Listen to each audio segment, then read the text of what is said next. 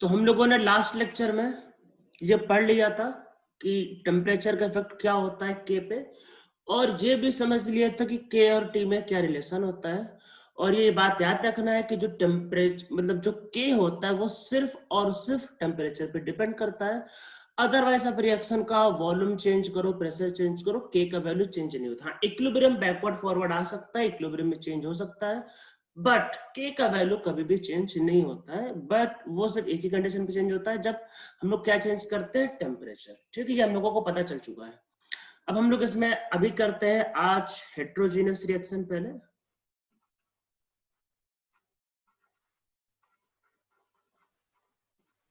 Heterogeneous reaction. तो heterogeneous reaction का मतलब ये होता है कि यहाँ पे आपको देखो दो चीजें दिखाई देंगी। सबसे पहले एक्चुअल में लोगों को यही नहीं पता होता है होमोजेनस और हेट्रोजेनस रिएक्शन होता क्या है। देखो सबसे पहले बच्चों, ये स्टेट से नहीं पहचाना जाता है। स्टेट से मतलब कि अगर आपके पास दो लिक्विड है या मान लो दो सॉलिड है, तो दो सॉलिड होगा तो आपसे पूछे कि होमोजेनस है हेट्रोजेनस, फ्रैक्शन में वो दो अगर सिर्फ मान लेते हैं, अगर आपके पास ये लिखा है ए सॉलिड से बनता है बी सॉलिड, और आपसे कोई ये पूछे कि इट इज हेट्रोजीनियस रिएक्शन और होमोजीनियस रिएक्शन, तो आपको लगेगा ये होमोजीनियस रिएक्शन है क्योंकि दोनों सॉलिड है, पर ये एक हेट्रोजीनियस रिएक्शन है। अब क्वेश्चन आता है कि हेट्रोजीनियस रिएक्शन होता क्या है। देखो अगर हमको कोई भी चीज सिर्फ एक नजर आता है, सिर्फ एक, अगर कभी भी हमको सिर्फ एक चीज ही नजर आता है तो वो होता है होमोजीनियस। पर अगर हमको कभी भी दो चीजें नजर आती है तो वो होता है हेट्रोजीनियस। जैसे मान लो कि एयर, तो एयर में आपको सारा गैस एक ही नजर आता है। अगर सारा गैस एक ही नजर आता है तो गैस क्या होगा, gas is a homogeneous mixture. तो जहां पे आपको सब कुछ एक ही नजर आए, आप गैस में मतलब एयर में खुद से डिफरेंशिएट नहीं कर सकते between O2, between CO2, between N2, तो वो क्या कहलाता है, होमोजीनियस मिक्सचर कहलाता है। अब जैसे समझ लो कि पानी में मान लेते हैं वाटर में आपने अल्कोहल मिला दिया, अरे मान लो अल्कोहल मिला दिया, वही पीने वाला अल्कोहल मिला दिया, मिक्स किया, अच्छे से मिक्स हो गए, तो आपको एक होमोजीनियस चीज नजर आएगी, तो वो कैसा सोल्यूशन कहलाएगा, वो कहलाएगा होमोजीनियस सोल्यूशन। ठीक है। पर मान लो अगर आपने उसी वाटर में आपने तेल मिला दिया, मान लेते हैं कि घर का जो भी आपका तेल है, सनफ्लावर ऑयल, सोयाबीन ऑयल, उसको मिला दिया, तो आपको वाटर नीचे नजर आएगा और तेल इसको ऊपर अलग से नजर आएगा। तो यहाँ पे दो चीजें नजर आ रही, वाटर अलग ऑयल अलग। तो अगर आपको दो चीजें नजर आ रही, भले वो लिक्विड है, तो वो कहलाएगा हेट्रोजीनियस रिएक्शन, मतलब हेट्रोजीनियस मिक्सचर। तो अगर आपने वाटर में, वही वाटर में अगर आपने मिला दिया क्या, वही आपके पास क्या, अल्कोहल, तो आपको एक नजर आ रहा था। हेट्रोजीनियस का मतलब कि आपको दो चीजें नजर आनी चाहिए। देखो अब सॉलिड के केस में समझो, अगर ए और बी है तो ए सॉलिड अलग होगा, बी सॉलिड अलग होगा। तो ये दोनों देखो सॉलिड तो कभी भी मिक्स नहीं हो सकते, इवन पार्टिकल भी होंगे तो पार्टिकल क्या होंगे, ये अलग अलग पड़े होते हैं। तो ए सॉलिड अलग होता है, बी सॉलिड अलग होता है, ये कुछ भी कर लो आपस में मिक्स नहीं हो सकते हैं। और अगर आपस में मिक्स नहीं हो सकते हैं तो ये हेट्रोजीनियस कहलाएगा। तो याद रखना है कि होमोजेनस हेट्रोजीनियस जो होते हैं, ये आपका फेजेस से नहीं पहचानते हम लोग इसको, फेजेस से या फिर स्टेट से इसको नहीं पहचानते। मतलब हम लोग इसको एक्चुअल में फेजेस तो नहीं, हम लोग इसको स्टेट से नहीं पहचानते, मतलब सॉलिड लिक्विड गैस के हम लोग क्या स्टेट से नहीं पहचानते। अगर आपको कहीं पे भी वन फेज, मतलब वन फेज का मतलब सिर्फ एक चीज नजर आए, अगर वन फेज नजर आता है तो वो कहलाता है आपको होमोजीनियस। तो होमो का मतलब होता है सिर्फ आपको एक चीज नजर आ रहा है। अगर आपको वहां पर दो चीजें नजर आती है, मतलब दो चीजें खुद से देखने, जैसे देखो ए सॉलिड अलग पड़ा होगा, बी सॉलिड अलग पड़ा होगा, भले दोनों का स्टेट सॉलिड है, पर आपको दो चीजें नजर आती है। मतलब आपको अगर दो चीजें नजर आएंगे तो कहलाएगा टू फेज। तो अगर दो चीजें नजर आएंगे तो टू फेज कहलाएगा, और ये आपके पास कहलाएगा हेट्रोजीनियस। तो हेट्रोजीनियस में क्या होगा, कम से कम टू फेजेस नजर आएंगे, होमोजीनियस में क्या होगा, आपको वन फेज नजर आएगा। तो ये आपको समझ में आ रहा होगा होमो और हेट्रो में डिफरेंस। तो हेट्रो में क्या होता है कि आपको एटलीस्ट दो चीजें नजर आएंगी। अब देखो कुछ बातों को आपको ध्यान रखना है। सबसे पहला कि सॉलिड और लिक्विड को हम लोग इक्विलिब्रियम कांस्टेंट में नहीं लिखते, तो आप इसमें नीचे लिखो। देखो होता क्या, पहले ये समझ लो। देखो मान लेते हैं ये, देखो आप पहले सॉलिड और लिक्विड में, मतलब सॉलिड में और गैस में डिफरेंस समझ लो, तो लिक्विड के लिए भी सेम वही होता है। देखो क्या होता है, आप समझो इसको। ये कंटेनर है, इसका वॉल्यूम मान लेते हैं फिक्स है, मान लेते हैं हमने बंद किया, वॉल्यूम फिक्स है भाई, एक रूम में हो रहा है। तो गैस मान लेते हैं रिएक्शन हो रहा है कुछ ए से, मान लेते हैं बी बनता है आपके पास, इसमें बी गैस बनता है मान लेते हैं। तो देखो दोनों के मोल चेंज होंगे, पर कंटेनर मान लेते हैं फिक्स है, रूम फिक्स है, तो वॉल्यूम फिक्स है। तो देखो कंसंट्रेशन जो होता है तो वो क्या होता है, मोल बाय वॉल्यूम। तो वॉल्यूम तो देखो इसमें कांस्टेंट है रूम का वॉल्यूम, क्योंकि गैस का खुद का तो वॉल्यूम होता नहीं है। गैस का वॉल्यूम मतलब कि जो पूरा का पूरा रूम का वॉल्यूम मतलब, क्योंकि गैस तो पूरा रूम ऑक्यूपाई करता है। तो देखो मोल चेंज होंगे, तो सॉलिड और लिक्विड का क्या होता है, कंसंट्रेशन चेंज होता है। तो इसीलिए हम लोग सॉलिड और लिक्विड को लिखते हैं, हम लोग लिखते उसको है के में, जो चेंज होता है, जो चेंज होगा वही के की वैल्यू को अफेक्ट करेगा। देखो के क्या होता है, हम लोगों ने क्या लिखा कि रिएक्टेंट का कंसंट्रेशन चेंज होगा, प्रोडक्ट का कंसंट्रेशन चेंज होगा। अब जिसका कंसंट्रेशन चेंज ही नहीं हो रहा, जो कांस्टेंट है, तो कैसे अफेक्ट करेगा। तो सॉलिड और लिक्विड का जो कंसंट्रेशन होता है वो कांस्टेंट होता है, वो चेंज नहीं होता, इसलिए उसको कंसीडर नहीं करते। देखते हैं इसमें, मान लेते हैं आपके पास ये कैल्शियम कार्बोनेट है, एक एज्यूम करते हैं कैल्शियम कार्बोनेट इज सॉलिड, ये इसका एक बार है, ठीक है। तो इसका देखो जो भी मोल होगा, मतलब इसका जो भी मोल होगा, आप इसको इसी के वॉल्यूम मतलब इस वॉल्यूम से डिवाइड करोगे, इसी वॉल्यूम से आप डिवाइड करोगे, तो मोल बाय वॉल्यूम। मान लेते हो रिएक्शन में गया और वो थोड़ा सा कम हो गया, तो देखो इसका मोल कम हो गया, साथ में वॉल्यूम भी तो कम हुआ। देखो जब कैल्शियम कार्बोनेट रिएक्शन में जाएगा, तो जैसे जैसे मोल कम होगा वैसे वैसे वॉल्यूम भी कम होगा, तो इनका रेशियो कभी नहीं चेंज होगा। तो सॉलिड के केस में क्या होता है, मोल बाय वॉल्यूम का रेशियो, दैट इज जो कंसंट्रेशन होता है वो कभी भी चेंज नहीं होता है, वो हमेशा क्या होता है, वो हमेशा कांस्टेंट रहता है। तो कैल्शियम कार्बोनेट का जो कंसंट्रेशन होता है वो हमेशा कांस्टेंट रहता है, ये सॉलिड का जो कंसंट्रेशन होता है वो हमेशा कांस्टेंट रहता है, इसलिए हम लोग उसको कंसीडर नहीं करते हैं आपका मतलब केमिकल इक्विलिब्रियम के एक्सप्रेशन में। तो आप इसमें नीचे लिख लो, इसमें लिखो concentration of solid and liquid remains constant, so they are not written in the expression of equilibrium constant. तो हम लोग इक्विलिब्रियम कांस्टेंट का जो भी एक्सप्रेशन होता है उसमें इसको नहीं लिखते, किसको, आपका हम लोग सॉलिड और लिक्विड को नहीं लिखते हैं, क्योंकि वो उनका कंसंट्रेशन क्या होता है, कांस्टेंट होता है। या फिर ऐसा समझ लो कि उनके कंसंट्रेशन को वन एज्यूम करना है, मतलब कि वो कोई अफेक्ट नहीं करते, मतलब सॉलिड और लिक्विड का जो कंसंट्रेशन होता है वो इक्विलिब्रियम कांस्टेंट को अफेक्ट नहीं करते हैं, या फिर आप समझ लो वो इक्विलिब्रियम या रिएक्शन को अफेक्ट नहीं करते। तो आप इसमें नीचे लिख लो कि solid and liquid does not affect the equilibrium of reaction and also they does not affect the equilibrium constant। तो solid और liquid ना equilibrium constant को affect करते हैं ना equilibrium को affect करते हैं, और हम लोग उनका जो concentration होता है किसका, सॉलिड का या लिक्विड का, या तो समझ लो नहीं लेते या फिर उसको वन लेते हैं, अब जो समझना चाहो वो समझ लो, क्योंकि वो क्या होता है वो अफेक्ट नहीं करता है के की वैल्यू को।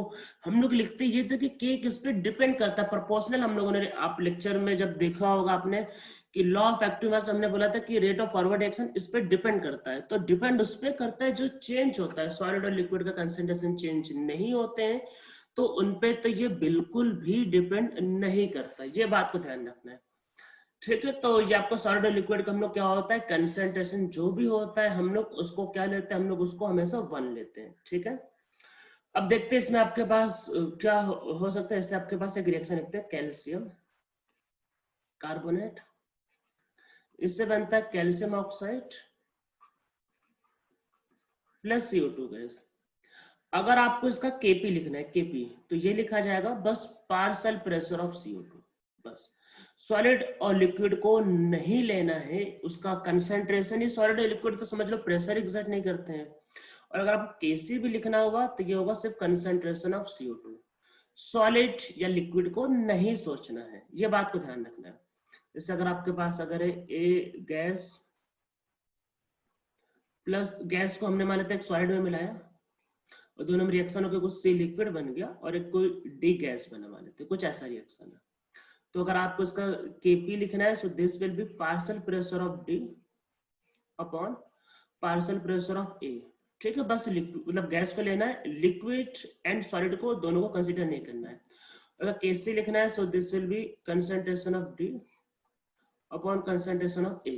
ठीक है, ये आपका केपी और केसी को लिखने का तरीका होता है। ठीक है, इस तरीके से हम लोग इसको लिखते हैं, ये होता है हमारा केपी या फिर केसी। ठीक है, तो हम लोग इस पे चलो कुछ न्यूमेरिकल कर लेते हैं। इस पे एक हम लोग न्यूमेरिकल करते हैं।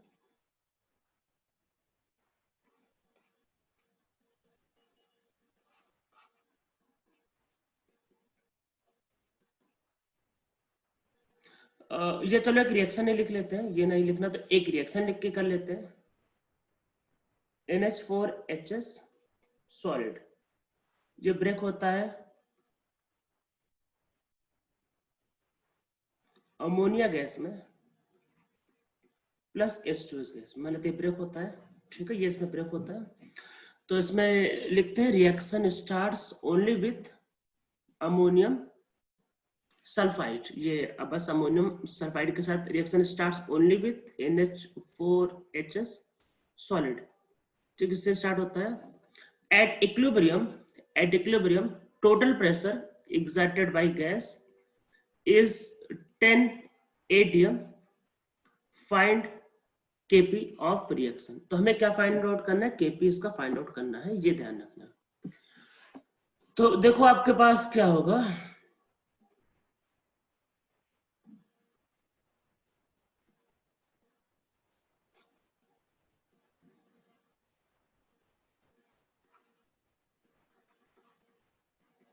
तो ये रिएक्शन होगा, तो ये जो भी रहा होगा डिसोसिएट हुआ। ठीक है, तो देखो सॉलिड तो वैसे केपी को अफेक्ट नहीं करता, तो क्या होगा, जो भी रहा होगा हमें नहीं पता।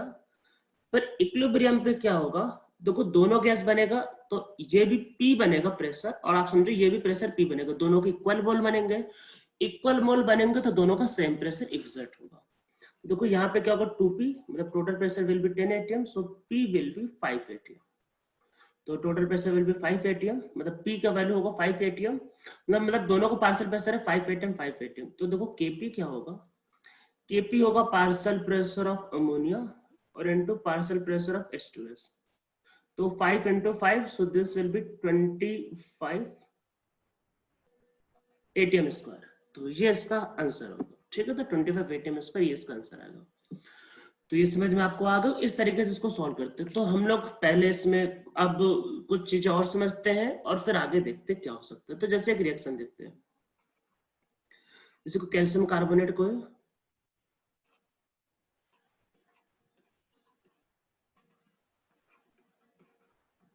तो ये बात पहले से ध्यान रखना है कि सॉलिड या लिक्विड इक्विलिब्रियम और इक्विलिब्रियम कांस्टेंट दोनों को अफेक्ट नहीं करते। इसका मतलब ये है, अगर आप इस रिएक्शन में, मतलब हम लोग इसमें वही ले चैटेलर प्रिंसिपल को समझ रहे हैं, अगर आप इस रिएक्शन में इसको ऐड करोगे और आपसे पूछता है कि बताओ इसको ऐड करने से रिएक्शन, देखो के तो वैसे भी चेंज नहीं होता, बस ये पूछ सकता है कि बताओ रिएक्शन फॉरवर्ड जाएगा कि बैकवर्ड जाएगा। तो इसमें आप बोलोगे नो चेंज।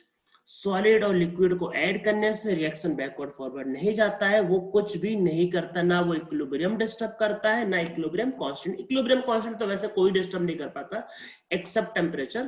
तो ये तो सॉलिड और लिक्विड की तो कोई औकात ही नहीं है। ठीक है, तो इनको तो सोचना भी नहीं है। अगर ये सॉलिड आप बोलते रिमूव किया, ऐड करो या रिमूव करो डजेंट मैटर, इसमें भी क्या होता है, इसमें भी नो चेंज। तो ये कोई चेंज नहीं होता है। और सिर्फ गैस के बारे में हो सकता है, देखो सिर्फ CO2, अगर आपने CO2 ऐड किया तो जैसे पता है CO2 गैस से प्रोडक्ट को ऐड करेंगे तो कहाँ आता है भाई, तो आता है बैकवर्ड।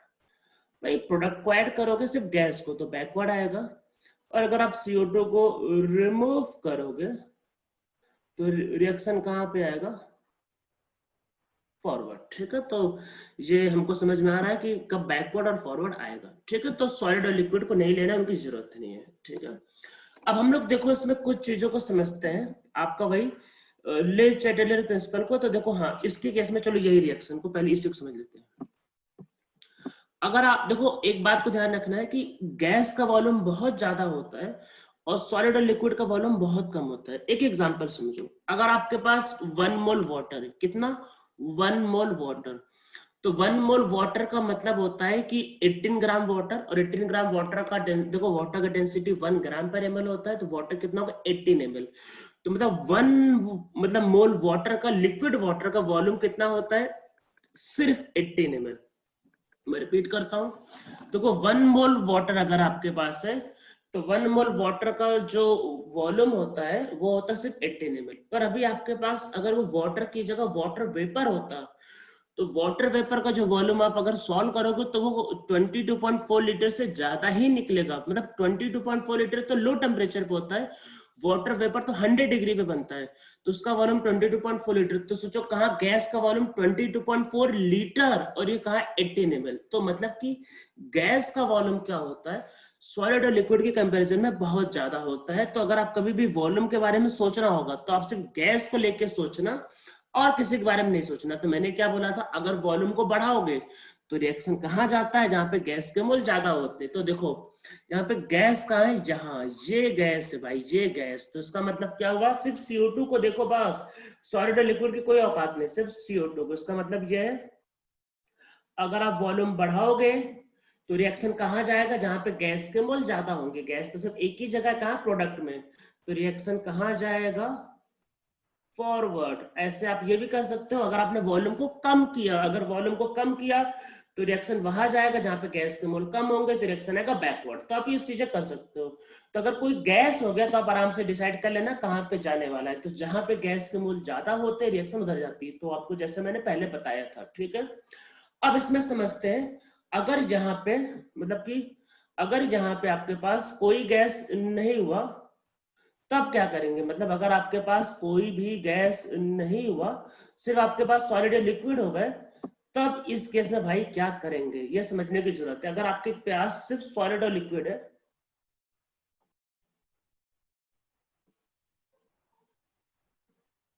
अगर आपके पास सिर्फ सॉलिड और लिक्विड होते हैं तब क्या करते करेंगे, इसको अब समझने की जरूरत है। तो देखते हैं एक एग्जांपल समझते हैं।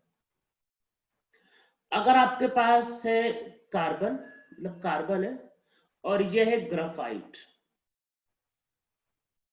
और ये बनता है, हमने ग्राफाइट को बहुत दबा दिया, पता को बहुत हाई प्रेशर पे, क्या बनता है, कार्बन डायमंड। दोनों पता है, सब बच्चों बच्चों को पता है सॉलिड होता है, ठीक है, बच्चा बच्चा को पता है सॉलिड होता है, ठीक है। अब देखो डेंसिटी की बात करते हैं। तो डेंसिटी हमको पता है कि ग्राफाइट भाई कम डेंस होता है, ग्राफाइट दब जाता है। और डायमंड तो पता है सबसे one of the hardest substance होता है, मतलब इवन कई बार लोग कहते हैं हार्डेस्ट है ये, तो सबसे हार्डेस्ट सब्सटेंस में इसका नाम आता है। तो डायमंड क्या होता है, ज्यादा डेंस होता है ग्राफाइट के कंपेरिजन में। तो इसका मतलब अगर आपके पास सेम मास है तो ग्राफाइट का वॉल्यूम क्या होगा, ज्यादा होगा। मतलब मान लेते हैं मास सेम है, तो इसका मतलब ये है कि जो वॉल्यूम जो होगा ग्राफाइट का वो ज्यादा होता है किससे, वॉल्यूम ऑफ डायमंड से। ठीक है, ऐसा होता है। तो देखो जब आप वॉल्यूम को बढ़ाते हो तो रिएक्शन वहां जाती है जहां पे गैस के मोल ज्यादा होते हैं, क्योंकि गैस के मोल जब ज्यादा होते हैं तो वो ज्यादा वॉल्यूम ऑक्यूपाई करते हैं। पर जब गैस नहीं है तो वैसे केस में देखो आप खुद सोचो, अगर आप दबाओगे, प्रेशर लगाओगे, तो प्रेशर लगाने से क्या होगा, वॉल्यूम कम होगा। वॉल्यूम कम होगा तो बेचारा वही बनेगा जिसका वॉल्यूम को, अब आप ग्राफाइट को दबा दो बहुत एनर्जी से, तो प्रेशर बढ़ाया तो वॉल्यूम कम, वॉल्यूम कम तो क्या बन जाएगा, जिसका वॉल्यूम कम है तो क्या बन जाता है, डायमंड। तो वैसे ही समझना है, अगर आप यहाँ पे वॉल्यूम को इंक्रीज करते हो, मतलब कहीं, मतलब आपने क्या है कि प्रेशर को रिलीज किया, वॉल्यूम को इंक्रीज किया, या अगर आपने प्रेशर को डिक्रीज किया, तो वैसे केस में वो बनेगा जिसका वॉल्यूम ज्यादा है। मतलब कि substance substance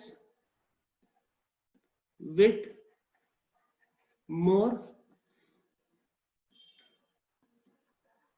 volume is formed. तो क्या बनेगा, जिसका वॉल्यूम ज्यादा है। तो भाई किसका वॉल्यूम ज्यादा है, तो ग्राफाइट का वॉल्यूम ज्यादा है, तो आप क्या बोलोगे, सी ग्राफाइट विल फॉर्म।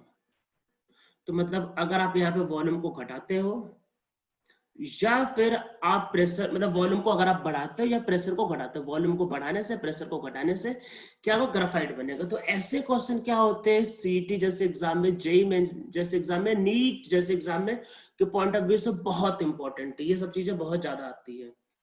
अब देखो इसमें दूसरा केस क्या हो सकता है, अगर आप वॉल्यूम को कम करते हो या प्रेशर को बढ़ाते हो, आपने पूरा दबा दिया पूरा दम लगा के, तो वैसे केस में क्या होगा कि ज्यादा प्रेशर अप्लाई होगा तो वो बनेगा जिसका वॉल्यूम कम, तो क्या होगा substance with less volume is formed. तो जिसका वॉल्यूम भाई कम है वही बनेगा, समझ में आ रहा है? अगर वॉल्यूम को कम किया प्रेशर बढ़ाया तो जिसका वॉल्यूम कम है वो बनेगा, ठीक है। अब देखो एक बात, ये तो चलो ठीक है, वाटर के लिए देखो कुछ समझते हैं। अगर H2O लिक्विड से H2O गैस बनता है वाटर वेपर, ठीक है। तो ऐसे केस में अगर आप क्या होगा कि वॉल्यूम को बढ़ाते हो, ठीक है, वॉल्यूम को बढ़ाते हो तो, या फिर प्रेशर को घटाते हो, तो इसका मतलब क्या बनेगा, ज्यादा गैस बनेगा तो आप बोलोगे H2O गैस विल फॉर्म। तो क्या बनेगा, H2O गैस बनेगा। तो देखो एक टर्म होता है बॉइलिंग पॉइंट। बॉइलिंग पॉइंट पे क्या होता है कि ये दोनों आपस में इक्विलिब्रियम पे होते हैं। मतलब बॉइलिंग पॉइंट पे क्या होता है, लिक्विड और गैस मतलब का आपस में एक इक्विलिब्रियम होता है, मतलब इक्विलिब्रियम पे होते हैं। अब आप खुद सोचो, अगर आपने वॉल्यूम बढ़ा दिया तो उस केस में क्या होगा, प्रेशर कम हो गया, मतलब प्रेशर कम हुआ तो आपका क्या होगा, गैस बनने लगा, मतलब क्या बनने लगा, वाटर वेपर बनने लगा। मतलब कि अब वाटर वेपर ज्यादा हो गया, लिक्विड कम हो गया। और बॉइलिंग पॉइंट पे तो भाई क्या होता है कि दोनों को फिक्स होता है, मतलब दोनों को फिक्स एक रेशियो होता है। अब अगर वाटर वेपर ज्यादा हो गया और लिक्विड कम हो गया तब तो इक्विलिब्रियम डिस्टर्ब हो गया, मतलब तो मतलब बॉइलिंग पॉइंट क्या है, डिस्टर्ब हो जाएगा इसमें। मतलब बॉइलिंग पॉइंट पे क्या होता है, ऐसे समझो, बॉइलिंग पॉइंट पे मान लेते हैं ऐसा, एक एग्जांपल मैं बता रहा हूँ, मान लेते हैं ये 10 ग्राम होना चाहिए और ये होना चाहिए 20 ग्राम, मान लो बॉइलिंग पॉइंट पे। अब वॉल्यूम को बढ़ाने से ये 20 से मान लेते हैं 22 ग्राम हो गया, तो इसका अमाउंट बढ़ गया, तो अब हमको इसको कम करना पड़ेगा, और इसका अमाउंट क्योंकि कम हो गया तो इसका अमाउंट बढ़ाना पड़ेगा।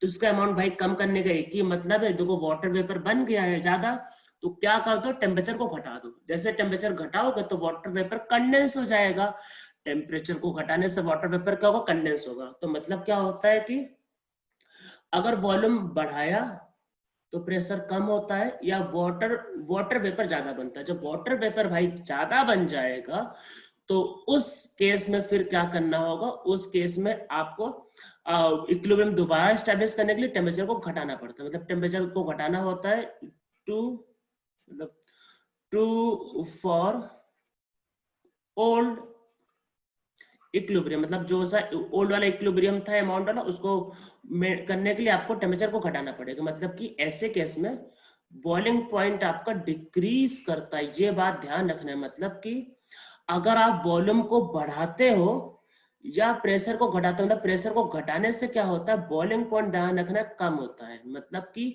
लो low external pressure means low boiling point, ये बात याद रखना। Low external pressure means low boiling point. इसका मतलब ये हुआ कि अगर एक वाटर जो है, मान लो कि अर्थ के सरफेस पे अगर 100 डिग्री पे बॉईल होता है, और अगर आप उसको लेकर माउंट एवरेस्ट चले जाओ, माउंट एवरेस्ट जहां पे प्रेशर क्या होगा, मान लो 0.5 एटीएम, तो प्रेशर कम, तो वो वाटर हो सकता है 60 या 70 डिग्री पे बॉईल कर जाए, मतलब कम टेम्परेचर पे बॉईल करेगा।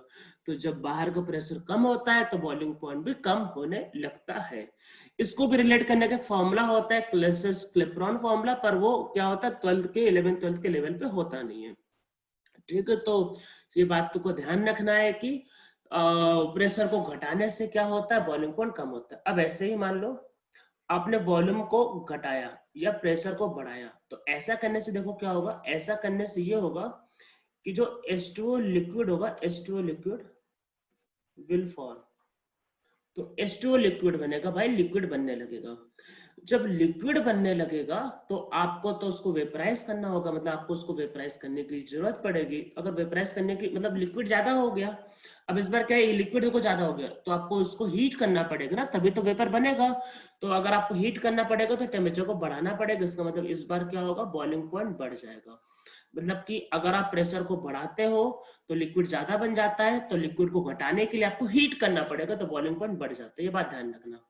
तो क्या हुआ, अगर प्रेशर को घटाया तो बॉइलिंग पॉइंट कम होता है, प्रेशर को बढ़ाया तो बॉइलिंग पॉइंट ज्यादा होता है। ठीक, जो होते हैं ना, बोलते सुपर हीटेड स्टीम, तो वो सुपर हीटेड स्टीम वही होता है, वो हाई प्रेशर स्टीम होता है। अगर आप बहुत हाई प्रेशर पे वाटर को हीट करोगे तो सुपर हीटेड, उसका टेम्परेचर 100 डिग्री से ज्यादा होता है। ठीक है, तो ये चलो पहला समझ में आ गया। अब इसमें ज्यादा जो डिफिकल्ट और जो ज्यादा इंपॉर्टेंट है वो है सॉलिड से लिक्विड के लिए। देखो नॉर्मल केस में क्या होता है, सॉलिड का नॉर्मल केस में सॉलिड का डेंसिटी कम हो मतलब ज्यादा होता है और लिक्विड का डेंसिटी कम होता है। नॉर्मल केस में सॉलिड ज्यादा डेंस होता है, पता होता है, क्लोजली पैक होता है, लिक्विड का डेंसिटी क्या होता है, कम। पर वाटर के केस में ऐसा नहीं है। आपको पता है ना, वाटर पे आइस फ्लोट करता है, तो वाटर में वही फ्लोट करेगा जिसका डेंसिटी वाटर से कम होती है। वाटर पे आइस फ्लोट करता है, this means that density of ice is less than water. तो हमको पता है कि डेंसिटी ऑफ जो आइस होता है वो डेंसिटी ऑफ वाटर से कम है। मतलब कि डेंसिटी जो होता है H2O सॉलिड की, ये कम होता है डेंसिटी ऑफ H2O लिक्विड से। अब भाई अगर डेंसिटी इसका कम है तो इसका वॉल्यूम ज्यादा, इसका मतलब कि आइस का जो वॉल्यूम होता है, आइस का वॉल्यूम ये भाई वाटर या लिक्विड के वॉल्यूम से ज्यादा होता है। और अगर आपको वॉल्यूम में कोई भी डाउट है तो एक पानी का बोतल लेना, उसको पूरा भर लेना और फ्रीजर में डाल देना। जब वो वाटर जो होगा और जब वो वाटर आइस में कन्वर्ट होगा तो पानी का बोतल टूट जाता है। क्यों? जब वाटर आइस में कन्वर्ट होगा तो उसका एक्सपेंशन होगा, पानी का बोतल टूट जाएगा क्योंकि उसका वॉल्यूम तो फिक्स है। तो होता क्या है, आइस का वॉल्यूम ध्यान रखना, वाटर ज्यादा होता है। अब देखो इसमें जैसे मैंने ऊपर बताया था डायमंड और ग्राफाइट के लिए, अगर आपने इसमें प्रेशर को घटाया या वॉल्यूम को बढ़ाया, तो वॉल्यूम को बढ़ाया तो क्या बनेगा, जिसका वॉल्यूम ज्यादा है, क्या बनेगा जिसका वॉल्यूम ज्यादा है, किसका वॉल्यूम ज्यादा है, आइस का। तो यहां पे क्या होगा, आइस विल फॉर्म, आइस बनेगा। मतलब यहाँ पे क्या बनेगा, यहाँ पे H2O सॉलिड बनेगा, H2O सॉलिड विल फॉर्म। तो ऐसे केस में आइस बनेगा या फिर क्या बनेगा, H2O सॉलिड विल फॉर्म। ठीक है, H2O सॉलिड अगर ये बन गया तो देखो अब यहाँ पे क्या होता है, सॉलिड और लिक्विड के बीच में क्या होता है, इक्विलिब्रियम क्या होता है, मेल्टिंग पॉइंट। अब देखो आइस ज्यादा बन गया, अगर आइस ज्यादा बन गया तब तो भाई आइस को मेल्ट कर, देखो मेल्टिंग पॉइंट पे क्या होता है, दोनों का वही फिक्स एक अमाउंट होता है जो इक्विलिब्रियम पे होता है। अगर आपने इसको प्रेशर कम कर दिया तो आइस ज्यादा बन गया, मतलब आइस क्योंकि वॉल्यूम बढ़ गया तो आइस ज्यादा बन गया। अब आइस भाई ज्यादा बन गया है तो अब आइस को पिघलाना पड़ेगा, पिघलाने के लिए आपको टेम्परेचर को बढ़ाना पड़ेगा। तो यहाँ पे आपको टेम्परेचर को बढ़ाना पड़ेगा, तब जाके H2O जो सॉलिड होगा वो मेल्ट करेगा। अरे तभी तो आपका इक्विलिब्रियम दोबारा वही आएगा ना। ये इसका मतलब कि यहाँ पे क्या होगा, मेल्टिंग पॉइंट इंक्रीज करेगा। इसीलिए मैंने पहले से कहा था ये बहुत इंपॉर्टेंट है। क्यों? क्योंकि उल्टा चल रहा है। यहाँ पे प्रेशर को घटाने से मेल्टिंग पॉइंट बढ़ा है। ध्यान रखना है कि मेल्टिंग पॉइंट उल्टा चलता है। क्यों? क्योंकि आइस का डेंसिटी वाटर से कम होता है, आइस वाटर पे फ्लोट करता है। और इसमें आगे देखो फिर क्या होगा, अगर आप प्रेशर को बढ़ाओगे तो वॉल्यूम कम होगा, तो वॉल्यूम कम होगा तो क्या होगा, H2O लिक्विड विल फॉर्म। क्या बनेगा, H2O लिक्विड बनेगा। अगर H2O लिक्विड बनेगा इसका मतलब कि क्या होगा, वाटर मतलब आइस अपने आप मेल्ट कर गया भाई। आइस मेल्ट कर गया अच्छी बात थोड़ी ना है, तो दोबारा आइस बनाना पड़ेगा। तो क्या करो, आइस बनाने के लिए क्या करते हैं, ठंडा करते हैं। तो यहाँ पे क्या होगा भाई, आपका आइस मेल्ट हो गया तो आपको यहाँ पे क्या करना होगा, कूलिंग इज रिक्वायर्ड। तो तभी तो भाई बनेगा ना आइस बनाने, तो cooling is required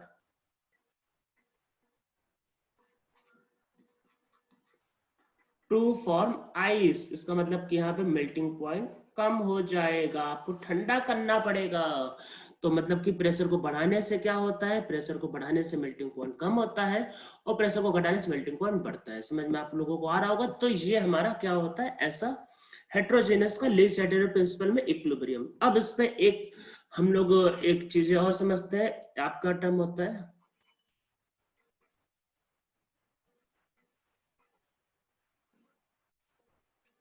simultaneous equilibrium.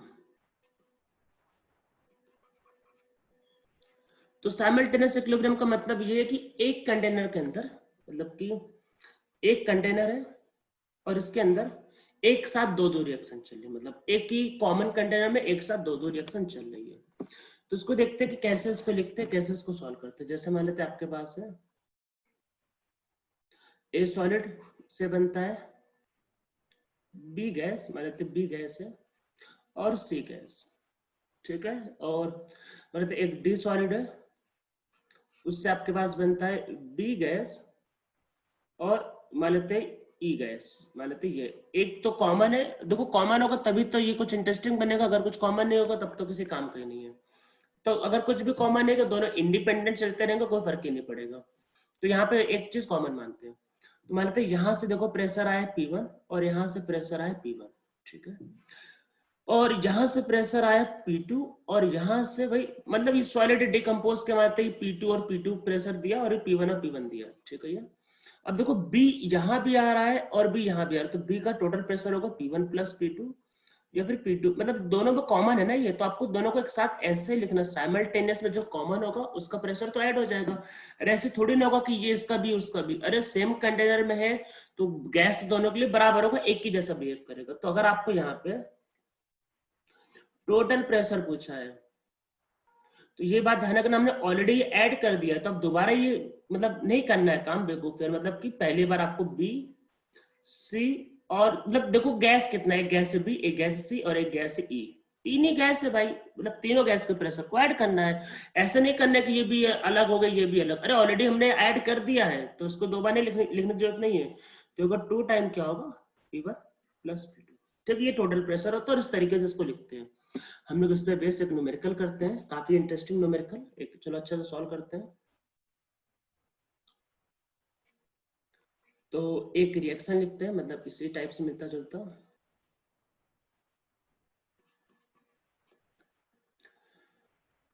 तो मान लेते हैं आपके पास जो है ये रिएक्शन होता है उसका 10 ATM, मतलब ये रिएक्शन एक सेपरेट कंटेनर में होता है, मींस सेपरेट कंटेनर में होता है, मतलब लिख लो this reaction take place in separate container and total pressure is 10 ATM, ठीक है। एक दूसरा रिएक्शन है,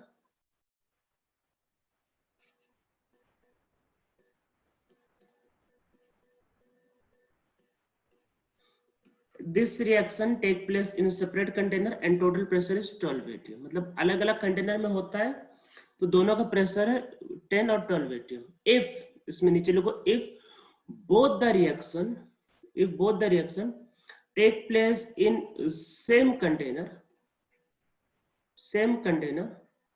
what is total pressure?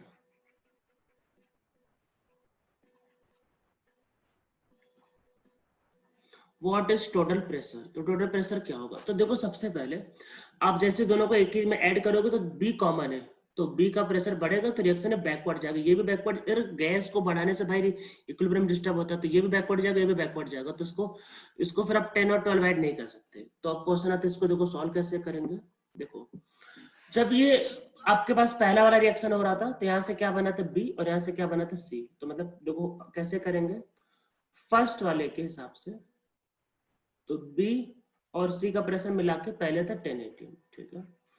और देखो अगर ये P बनेगा मतलब तो ये भी P बनेगा, तो इसका मतलब ये होगा दोनों सेम बनेंगे तो PB और PC दोनों सेम होगा तो ये होगा 5 ATM। अगर 5 ATM देखो तो ये आपके पास ये प्रेशर इसका P, इसका प्रेशर P, तो इसका तो यहाँ पे जो KP होगा, KP आपके पास होगा partial pressure of B into partial pressure of C, 5 into 5 तो 25 ATM स्क्वायर। तो पहले वाले का जो होगा KP ये होगा 25 ATM स्क्वायर। आपको एक्चुअल में वो टोटल प्रेशर को यूज करके KP निकालना था, क्योंकि हमें पता है KP कभी नहीं बदलता है, ये बात को ध्यान रखना है। अब देखो सेकंड वाले के लिए करेंगे तो यहाँ पे क्या होगा, ये आपके पास ये और ये मिलाकर 6 ATM, सेपरेट कंटेनर था अभी, तो B और E को मिला के 12 ATM, और देखो दोनों को कोएफिशिएंट सेम है, मतलब दोनों का अमाउंट क्या होगा इक्वल बनेगा। अगर इक्वल बनेगा इसका मतलब कि आपका B और E मतलब अलग अलग हो, दोनों इक्वल बनेंगे, दिस विल बी 6 ATM। तो इसका जो KP होगा मतलब ये KP1 का लेते हैं, इसका जो होगा KP1 और KP2, this will partial pressure of B और पार्शियल प्रेशर ऑफ E और 6 इंटू 6 तो ये होगा 36 ATM स्क्वायर। तो हम लोगों को अब दोनों का KP मिल चुका है। अब देखो दोनों रिएक्शन एक सेम कंटेनर में होंगे, तो जब सेम कंटेनर में होंगे तो रिएक्शन क्या होगा बैकवर्ड जाएगा और इनका प्रेशर क्या होगा चेंज हो जाएगा। तो हम लोग अब ये मान के चलते कि दोनों बैकवर्ड जा चुके हैं, इक्विलिब्रियम ऑलरेडी आ चुका है, क्योंकि दोनों बैकवर्ड जा चुके हैं भाई और ऑलरेडी इक्विलिब्रियम आ चुका है।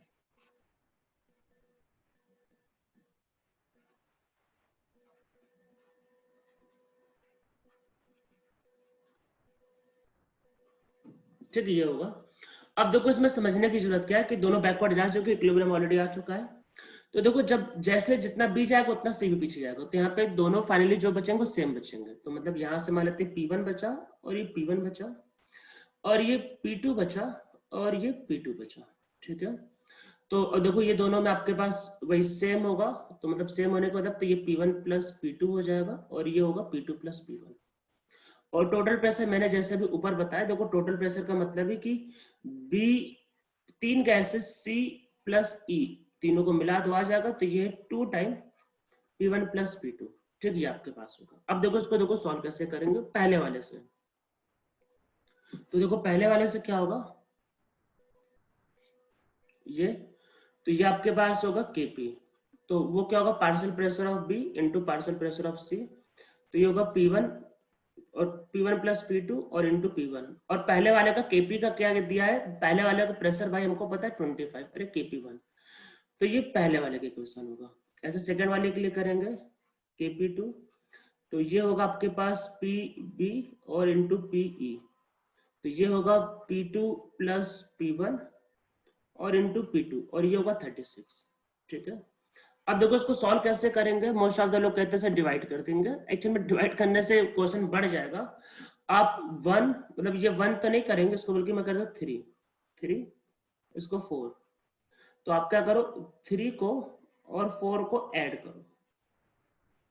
जैसे ऐड करोगे तो लेफ्ट हैंड साइड वाले को आप ओपन करके देखना, तो वो बनेगा P1 प्लस P2 का होल स्क्वायर, वो बनेगा P1, आप इसको देखना ये होगा P1 square P2 square 2 time P1 P2, तो वही, और ये क्या होगा इधर साइड आपके पास आएगा 36, तो ये होगा P1 प्लस P2 की वैल्यू आएगी रूट मतलब 61, रूट 61 को यहाँ पुट कर दो, so answer will be 2 root 61, ठीक है। तो ये हमारा क्या होगा, ये हमारा होगा आपका टोटल प्रेशर अंडर रूट, अरे ये होगा ना P1 P2 को आप रख दोगे तो ये हो जाएगा।